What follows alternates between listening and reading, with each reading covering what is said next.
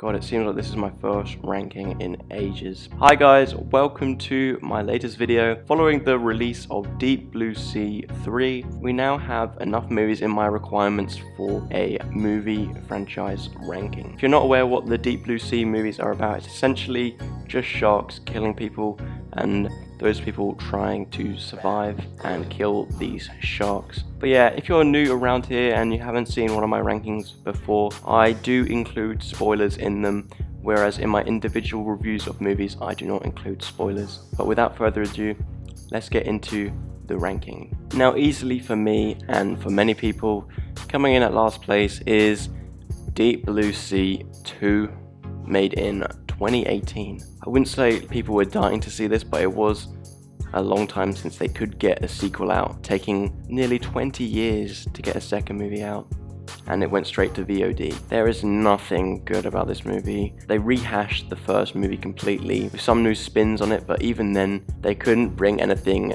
new, unique and fresh to that plot. You sit down for some nice shark action, seeing people torn apart by the man-eaters, and it's as if the mother shark just dropped their kids at the nursery. That is a metaphor, but it also does relate to the plot, because for the majority of this movie there is no big shark action, but there are little baby sharks chewing on the people for them to inevitably die.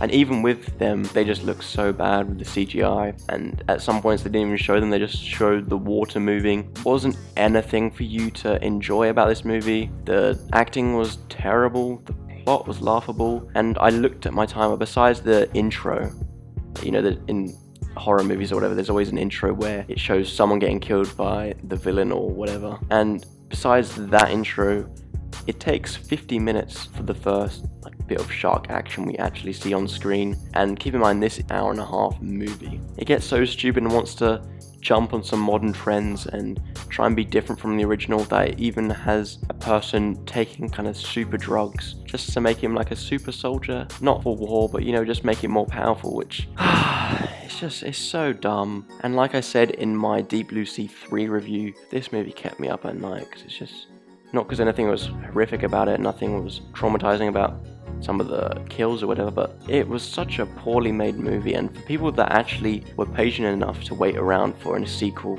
would have been hugely disappointed. And I can get that you can be such an expert on some sharks, but the character Missy, for about the first hour, seems to literally know the shark's thoughts completely, especially since they're, you know, enhanced. They would think differently to normal sharks, but no, Missy knows exactly what the sharks are doing, what their plan is, where they're going. You know, who knows, check her DNA, she might be part shark. Just, yeah, like I said, it tried too hard to be serious. You know, where the first one tried to be too serious, it also had some laughs, and it all kind of mixed together nicely, but this, they couldn't find the right formula for this movie. So coming in second place, we have Deep Blue Sea 3, the newly released movie, which I did a review on it in my previous video, so if you want a more in-depth take on it, go check that out.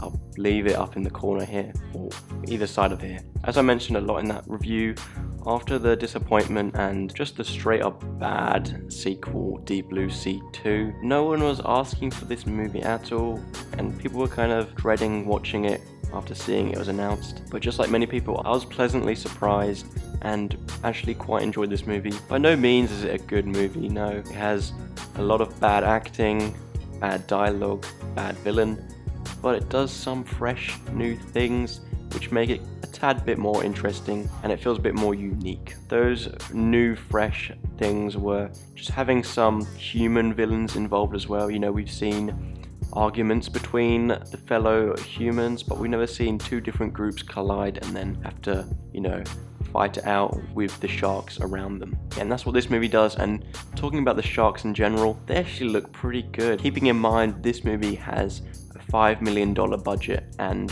went straight to digital release. No theaters, obviously, you know, nothing's going in theaters at the moment, but this was always intended to be a digital release. You don't always see the sharks on screen, or you don't always see their kills, which is kind of the problem here.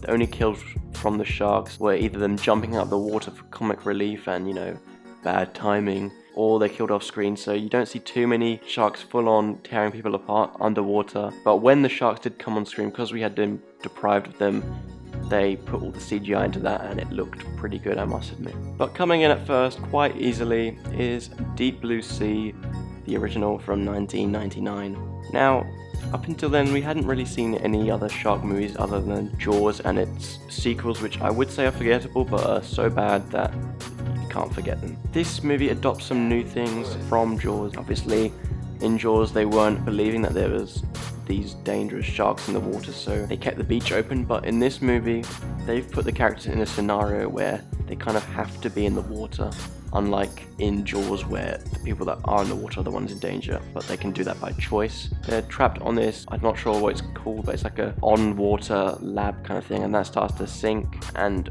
as they're trying to escape, the whole lab's filling up with water, you know, so they can't really escape from the sharks and the water which is filling up. And I must admit, it was a lot of fun. I think the critics have torn this one up too much. It isn't as bad as some of the reviews have said. Like, for example, on IMDb it has a 5.9, but I'd give it somewhere in the 6s. I mean, I've already spoiled my rating for this movie now, but we move. No, it seemed a bit odd. We had LL Cool J in the building playing this kind of preacher. We had seen the scenarios that all the members are in, you know, all the characters, they're trying to escape, and then it cuts away and there's LL Cool J with his little parrot and they're trying to escape, and then when they inevitably meet up, it is very fun to see. They don't just have some of those cliches in this, they make their own things which could later become cliches, you know. They have some interesting things with LL Cool J getting trapped in the oven, you know, the chef being trapped in his own oven, he's like, I'm not dying like this, you know. And just some of the ways that the sharks are killed, or the sharks kill them. You know, we have Samuel L. Jackson, who has one of the biggest movie death surprises, you know. I mean, once you know it, it's obvious because you can see he's giving this speech, and as the timing comes on, he is munched to death. But, you know, that's kind of been a continuous trend throughout this franchise, which has made other things predictable. But yes, the CGI is bad, it's the late 90s, and there are some stupid things, but if you just, like I said, all these movies, switch off your brain and just lay back and watch what happens, and you can find it more enjoyable than trying to dissecting the mislaps in logic. Overall, this has some nice kills, a lot of fun to watch, but yeah, if you think about it too much, it is not a great movie. But nonetheless, Deep Blue Sea 1999 comes in at number 1. So there is my ranking for the Deep Blue Sea franchise. As I mentioned, I need 3 movies in a franchise to make a ranking.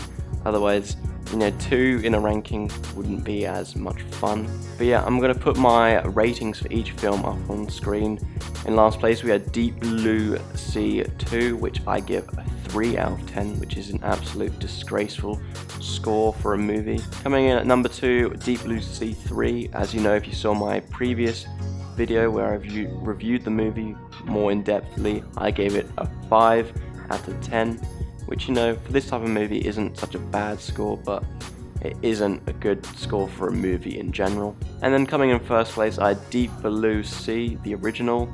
I gave that one a 6 out of 10. So I found it pretty enjoyable, and it was kind of hard to hate on it as I enjoyed most things that went on, even if they were bad and dumb.